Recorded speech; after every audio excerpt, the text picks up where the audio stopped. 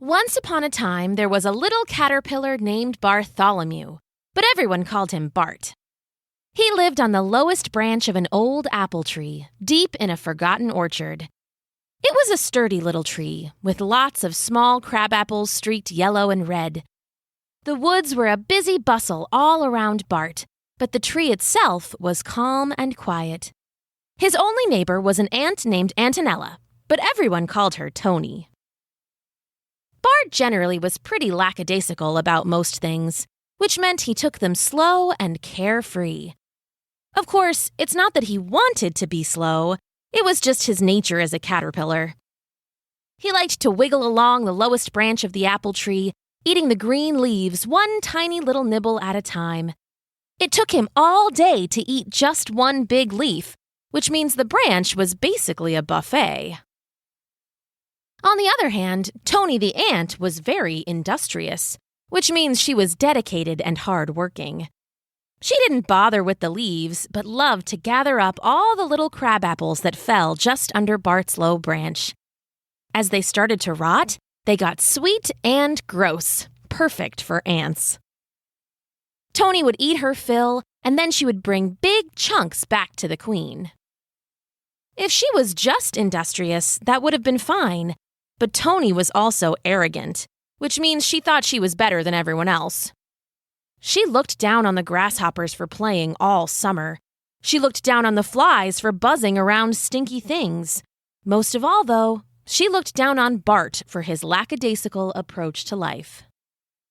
"You're so slow," she said one day, as she marched up the trunk of the tree to nudge a particularly juicy crabapple off its stem. "How can you deal with living on one little branch, eating your little leaves?" "I go as fast as I can, and that's fast enough for me," said Bart. "No sense in working myself to the bone, you know. Gotta enjoy each day as it comes.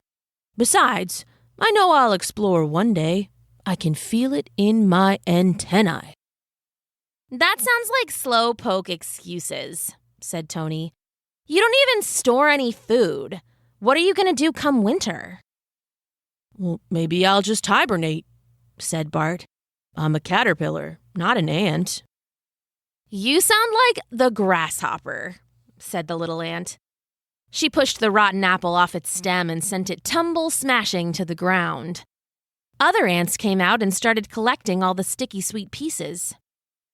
"Come this fall, you're going to be asking me for food. No, you'll be begging me for food." "You think so?" wondered the caterpillar. He took a tiny little bite of a leaf and chewed happily. "We'll just have to wait and see." "I guess we will then," sniffed Tony. With a final huff, she went back down the tree to help carry the sweet, rotten apple bits to the colony. The ant trekked back home and Bart moved on to another leaf.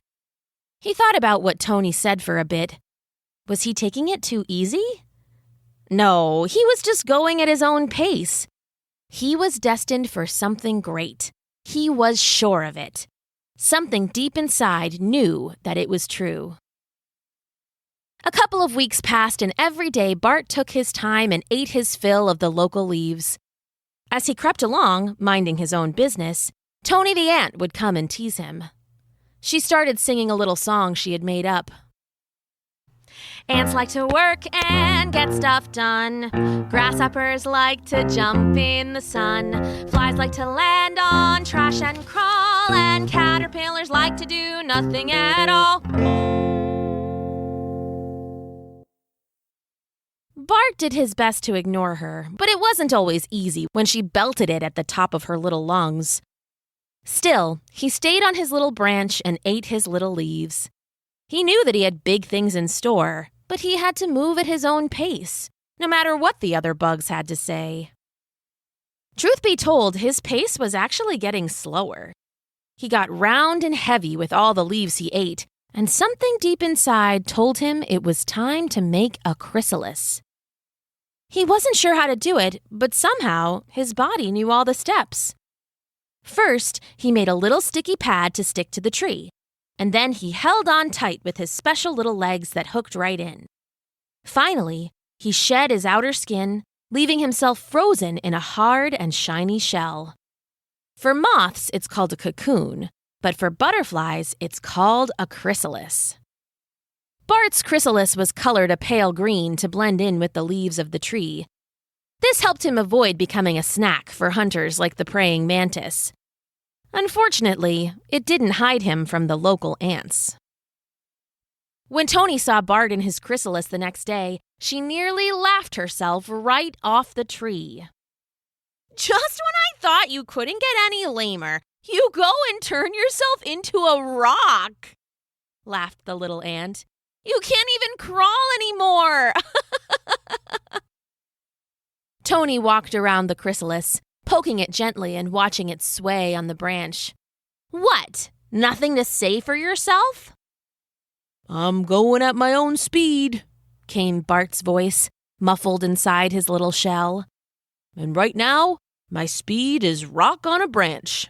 I'll do great things one day, though. You just wait and see." Tony laughed and pushed a little crabapple down to the ground.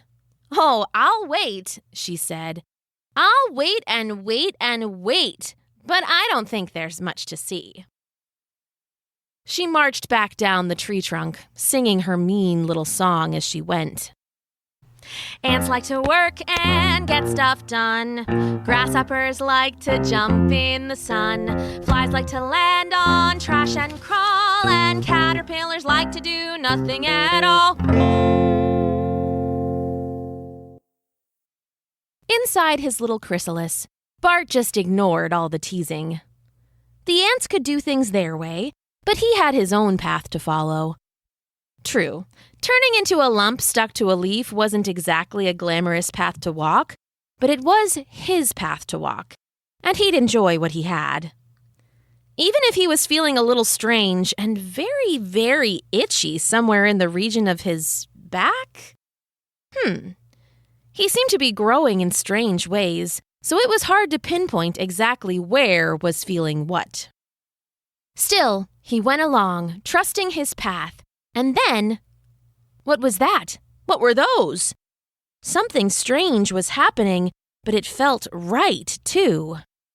Bart relaxed and let himself transform. The next day, Tony the ant came back to the apple tree to collect more food.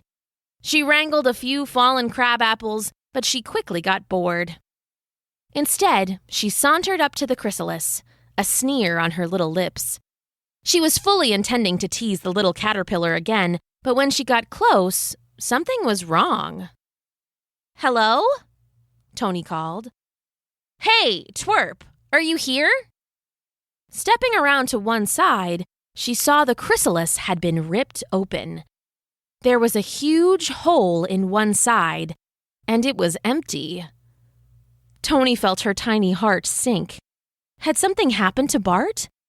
Sure, she liked to tease the little caterpillar, but she never wanted anything bad to happen. Now he was gone. Had something got him? It couldn't be. "Oh, Bart," she called out. "I'm so sorry. I shouldn't have been so mean to you. And now you're gone and it's too late to say it. What have I done?" She started to cry, staring at the broken shell. "Looking for me?" Tony nearly jumped out of her exoskeleton. The voice had come from behind her, but she was alone on the branch. She whirled around to see beautiful, brightly colored wings flapping in the air. It was a butterfly, a beautiful one, with wings that stretched off into ribbons of purples and blues. "Oh, you scared me," Tony said. "I was just looking for my friend." "Oh, you were?" asked the butterfly. "Why don't you look a little closer?" The ant started to argue, but something about the butterfly's face made her pause. "Wait, are you Bart?" "That's right," Bart said, fluttering his wings. "You can fly?" "I can fly." "Wow," said Tony. I guess you were right about doing great things. I thought I lost you. I can't believe you're a butterfly. I can't believe you said all that stuff, said Bart. I didn't think you cared. Honestly, I didn't think I did either, said Tony.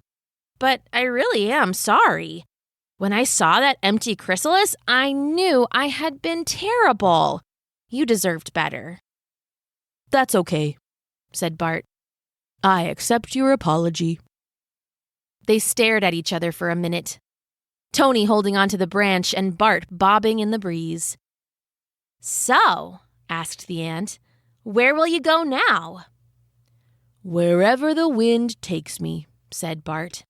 It's a wide, wide world, and now I've got the wings to see it. Tony smiled. Will you come back and visit sometime? She asked. Of course, said Bart. And before I go, any chance you'd like me to take you for a ride? Really? If you'd like it. I'd love it! Bart scooped up Tony, and the ant and the butterfly flew off together in lazy little spirals. It was a slow flight, not industrious in the least, but the little ant loved it just the same. The end.